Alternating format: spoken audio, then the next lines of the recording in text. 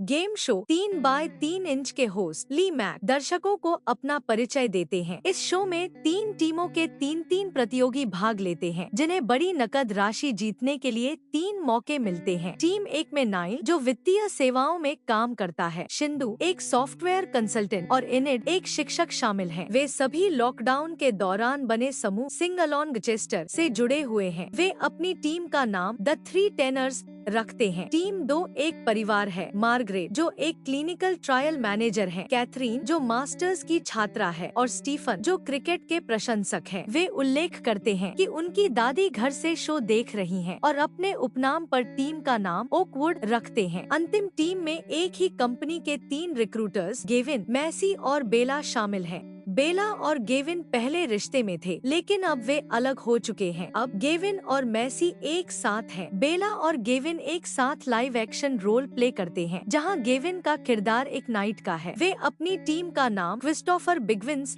रखते हैं। ली पहले राउंड की शुरुआत करते हुए प्रत्येक टीम को 300 पाउंड देता है। प्रत्येक टीम का सदस्य व्यक्तिगत रूप से खेलेगा और हर सही उत्तर पर उन्हें 100 पाउंड अतिरिक्त मिलेंगे। एक गलत उत्तर देने पर 100 पाउंड की कटौती होगी और खिलाड़ी गेम से बाहर हो जाएगा। टीम को फिर यह तय करना होगा कि वे खिलाड़ी को वापस लाने के लिए अपनी सारी राशि कुर्बान करें या उसे बाहर कर दें। इनिट पहले प्रश्न का सही उत्तर देती है। नाइल भी सही उत्तर देता है। शिंदू अपना उत्तर गलत देती है और गेम से बाहर हो जाती है। अब ओकवुड्स की बारी आती है। स्टीफन गलत उत्तर देकर बाहर हो जाता है। मार्गरेट भी गलत उत्तर देती है और फ्रीज हो जाती है। कैथरीन सही उत्तर देकर अपनी टीम को खेल में बनाए रखती है। बिगविंस की बारी आती है। बेला, गेविन और मैसी सभी सही उत्तर देते हैं। होस्ट फिर अगले राउंड की घोषणा करता है, जो एक क्विक फायर चैलेंज है। चूँकि जिन टीमों में ज्यादा खिलाड़ी होते हैं, उन्हें फायदा मिलता है, इसलिए किसी भी बाहर हुए खिलाड़ी को वापस लाने की कीमत 100 पाउंड है। टेनर शिंदू को वापस लाने का फैसला करते हैं। कैथरीन अपनी मां मार्गरेट को वापस लाने का फैसला करती है, लेकिन अपने पिता स्टीफन को बाहर ही रखती है। क्विक फायर राउंड शुरू होता है, जिसमें प्रत्येक टीम को 60 सेकंड मिलते हैं और जितने अधिक सही उत्तर देंगे, उतना अधिक पैसा कमाएंगे। हर सही उत्तर पर 100 पाउंड मिलते हैं, जबकि गलत उत्तर पर 100 पाउंड की कटौती होती है।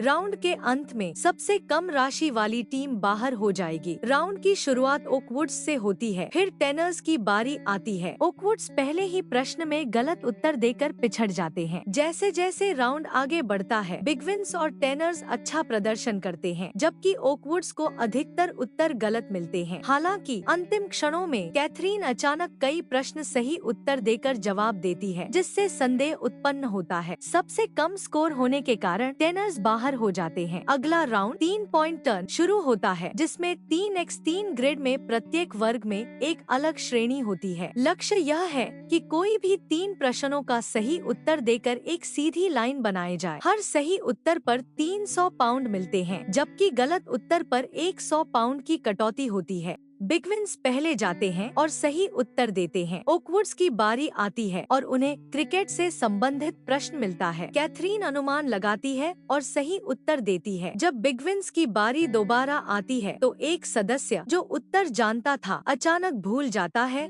और गलत उत्तर दे देता है। कैथरीन फिर से सही उत्तर देती है, जिससे ओकवुड्स मजबूत स्थिति में आ जाते हैं। अगली बारी पर उन्हें संगीत से संबंधित प्रश्न मिलता है। ओकवुड्स इस प्रश्न पर संघर्ष करते हैं, क्योंकि उनके घर में संगीत सुनने की अनुमति नहीं है। कैथरीन ली की आंखों में देखती है और सही उत्तर देने में सफल रहती है। 3 सीधे सही उत्तरों के साथ ओकवुड्स यह राउंड जीत जाते हैं, जिससे बिगविंस बाहर हो जाते हैं। अंतिम राउंड 3 ब्लाइंड टॉइस शुरू होता है। उन्हें 3 अंतिम प्रश्न पूछे जाएंगे और हर सही उत्तर उनकी राशि को 3 गुना कर देगा। गलत उत्तर देने पर उनकी जीत की राशि पिछले स्तर पर आ जाएगी। उनमें से एक को साउंड प्रूफ बूथ में भेजा जाएगा और दोनों को एक ही उत्तर देना होगा। मार्गरेट बूथ के अंदर जाती है। पहला प्रश्न पूछा जाता है और वे दोनों सही उत्तर देते हैं। ली फिर उन्हें एक विकल्प देता है। वे अपनी वर्तमान राशि के साथ जा सकते हैं या अगले प्रश्न का जोखिम उठा सकते हैं।